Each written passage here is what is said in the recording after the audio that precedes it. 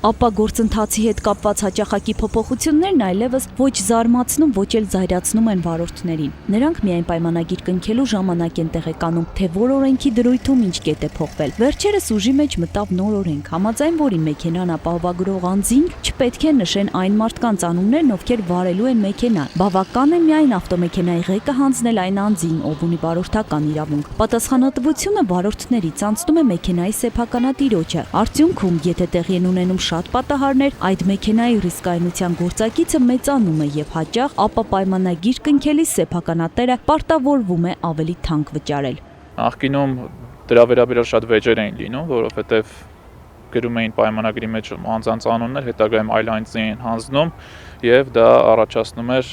ասենք, պատահարի դեպքում, երբ որ հատուցում էր տալիս ապահովագրական ընկերությունը, այդ հիմքով հետադարձ պահանջ էր կիրառում, իսկ հատուցած գումարը հետ էր պահանջում ապահովադրից։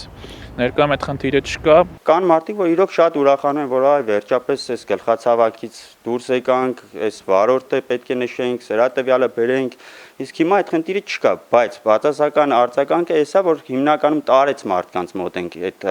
ինֆորմացիան ստանում մարդկանցից, ովքեր ասում են, ես ասենք մենակ ես եմ իմ մեքենան վարող, այսքան ժամանակ իմ մեքենան ոչ մի մարդ չի վարել եւ իմ համար այս գումարը եղել է այսքան, այս բան մի փոքր թանկացել է,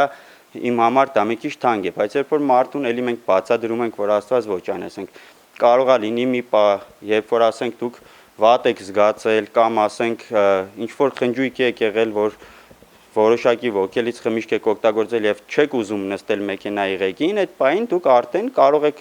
լիարժեք վստահել ձեր ղեկը ցանկացած մարդու։ Վիճակագրության համաձայն առավել ռիսկային են տաքսիները։ Նրանց ապահովագրական վճարները 2 անգամ առավել թանկ արժեն։ Դա եւս պատահական մոտեցում չէ, հաշվի են առնված մի շարք հանգամանքներ։ Տաքսիստները սակայն չեն դադարում բողոքել։ Իհարկե, մեքենան մեքենա է, տաքսիստ է, անձնական մեքենա է, ապան պետք է լինի նույնը։ Այն կարծիքով։ Ստանդարտապես չգիտեմ ինչ կորոշեն, օրական օրենքներ կփոխվի, ժամը մեկ կարող օրենք փոխվի, մենք չենք կարող որոշել, թե որն է ճիշտը, որը սխալը։ Փոփոխությունները միանշանակ օգուտ քաղաքացիներին, ու նշածներիցս կարող է դժգոհություն առաջացնի տաքսիների վարորդների մոտ գնի թանկացման առումով, բայց կարծում դա էլ արդարացված կարող է լինի, որտեղ ի վերջո պատահարների մեծամասնությունը ինչ-որ ցույց է տալիս վիճակագրությունը հենց տաքսիների մասնակցությամբ է։ Ավտոն շատ չենք շահագործում, դե դուրս ենք երթում եղնում է ամիսներով կայնում է ավտոն, բայց ապան անցնում է։ Որովհետև ավել կվճարենք։ Դեղասմոտրը նույն է, ապան նույն է, հանգացած վիճակով։ Էլ ուրիշ բան չունիմ ասելու։ Ես իմ մեքենան ավելի քիչ եմ վարում, քան ցանկացած մարդ, ով վարում էր մեքենան տաքսիի նպատակով։ Հետևաբար այն ռիսկը, որ ինքը վնաս է հասցնելու ուրիշին, արդեն ավելի բարձր է, քանի մտ դրա համար դա պետք է տարբերվի իմ վճարած գումարը այդ մարդու գումարից։ 2016 թվականի սեպտեմբերից ինքնուրույն կարգավորվող հատուցման գործընթացները եւս փոփոխվել են։ Վթարների ժամանակ գործինք միջամտի ճանապարհային ոստիկանությունը, վերջինս էլ կսահմանի հատուկ վերահսկողություն։ Եվ ճանապարհային ոստիկանությունը պարտադիր 100,000-ից ավելի վթարների դեպքում, այդքան վնասից ավելի վթարների դեպքում պարտադիր ճանապարհային ոստիկանությունը պետք է գնահատական տա մեղավորություն բարձի։ Այդ շատ կարևոր է այն տեսանկյունից, որ մարդիկ շատ հաճախ դժգոհում են, որ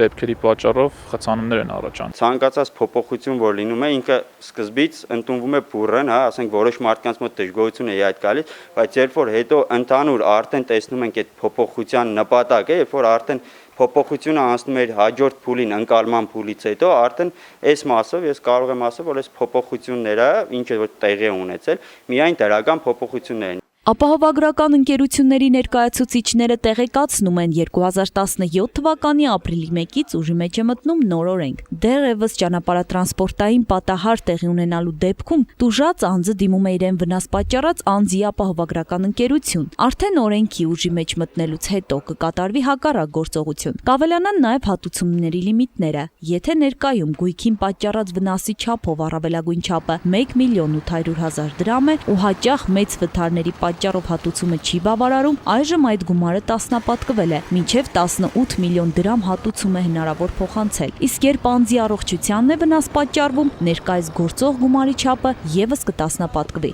Հեղինե Մանուկյան, Խան Հովանեսյան, այսօր